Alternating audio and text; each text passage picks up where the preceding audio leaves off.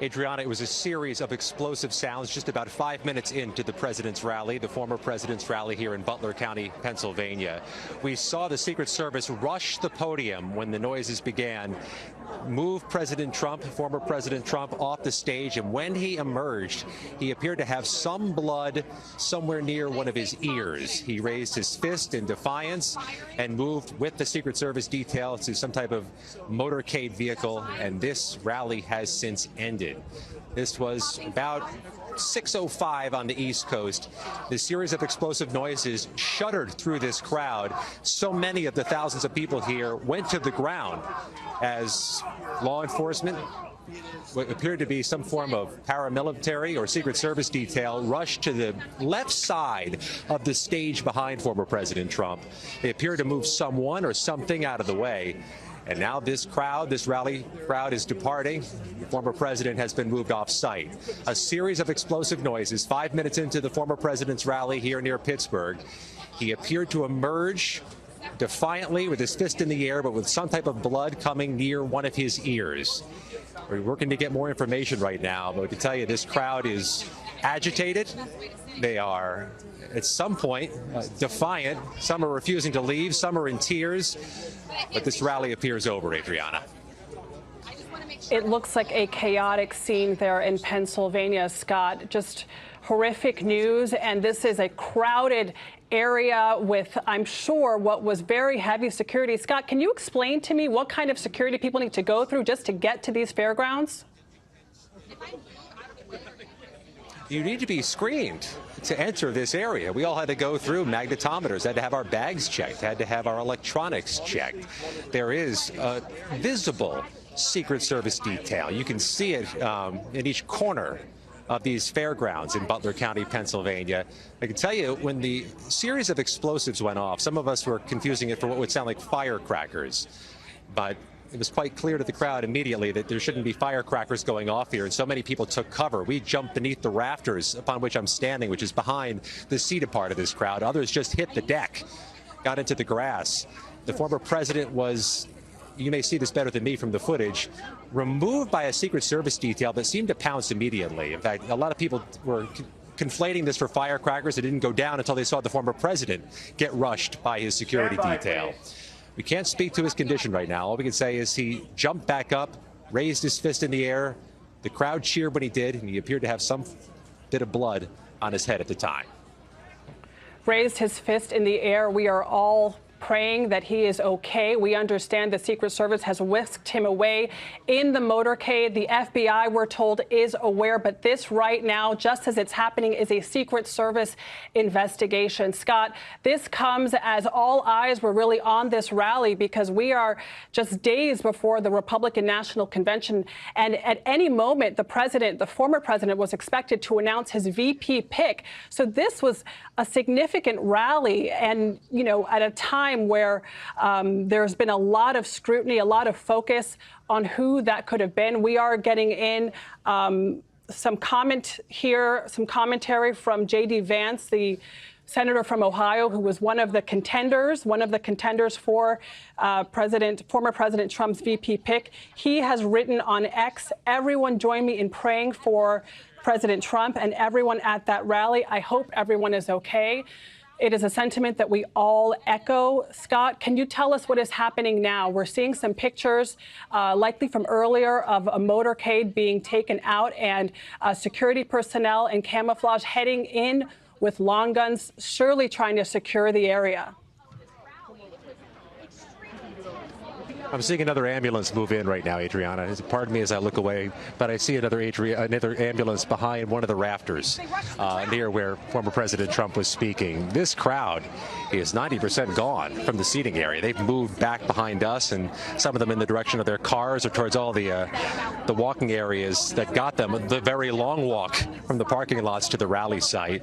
But we see no shortage of medical units. I'm looking at 1, 2, 3 fire truck or medical units nearby, a police detail keeping the crowd away from that area. To be clear, This is a heavily secured event. This is not just a hanging out at the county fairgrounds. You had to get wanded. You had to go through metal detectors. You had to go through a Secret Service protective detail to get into this site. And people were arriving here as early as 10 or 11 this morning. People were entering this area as early as 1 o'clock this afternoon. They've been screened, which begs any number of questions. I can also tell you it's worth noting the crowd, some of them are being particularly hostile. They're yelling in the direction at us, yelling in the direction of authorities, but they are emptying out. Rally's over. It's incredible, Scott, how quickly that crowd emptied out. When we were talking just moments ago, it was packed. And now when we just saw you recently, you can see that that area has been cleared. I can hear the yelling behind you, Scott. No doubt this is a difficult, frightening moment for everyone who was there, everyone across the country who was watching, for there to be shots to have been fired toward the president. And at this point, it's too early to know exactly what happened. We saw him reach up and touch his head. We don't know if he was hit. We don't know if he was grazed. We don't know if someone else was hit. You just told us, Scott, that you saw an ambulance at the scene. But this is a moment that is going to change the trajectory of this campaign.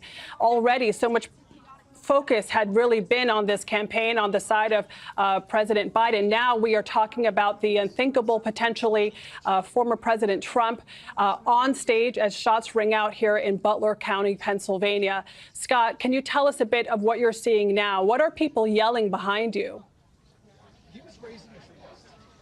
Now, they're yelling at us. Some of the members of the crowd are gesturing towards us and screaming vulgarities at the media. We're all in a row here on the rafters above the stage, above the seated area.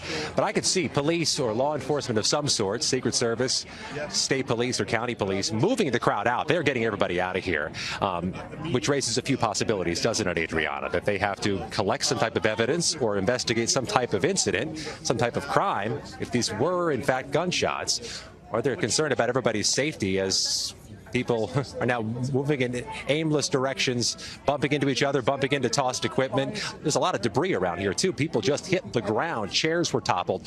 We jumped beneath our elevated stage. Cameras and stands and tables fell on top of us. It was a chaotic moment. I don't think that's overstating it. Once everybody recognized 2 or 3 seconds in, these might be gunshots. It was a sequence, a fast sequence of explosions, as if somebody had lit off 10 or 12 firecrackers in a row.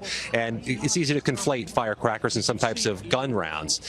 But once everybody recognized something was afoot here, when the Secret Service moved in to former President Trump, everybody recognized the severity of the situation. And there were people moving in different directions, running into each other, or just face planting into the grass or into the ground. And you can see, still, from my vantage point on the other side of this camera, people in tears, people hugging each other, people comforting each other.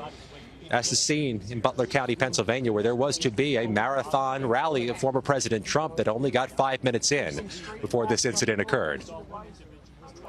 Scott, what you're describing is horrific. This is the worst possible scenario at an event like this.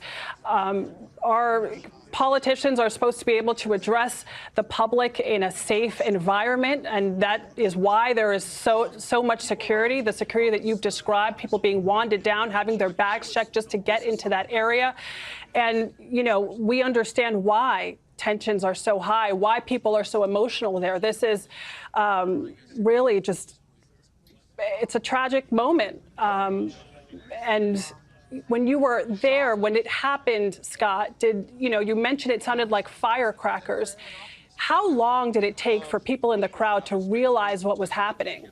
I want to toss it over to It took about 4 or 5 seconds for a lot of us to recognize that, first of all, firecrackers shouldn't be lit or ignited at an event like this, so there was something suspicious about it. And even though it sounded like firecrackers, there was a pretty quick realization this could be something much more dangerous. And let me be unequivocal about something.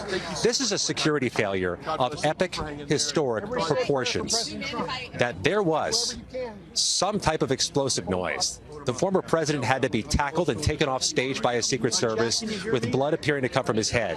That a crowd of thousands at a presidential rally had to hit the ground, some of them colliding with each other, equipment falling on their heads and our heads at one point.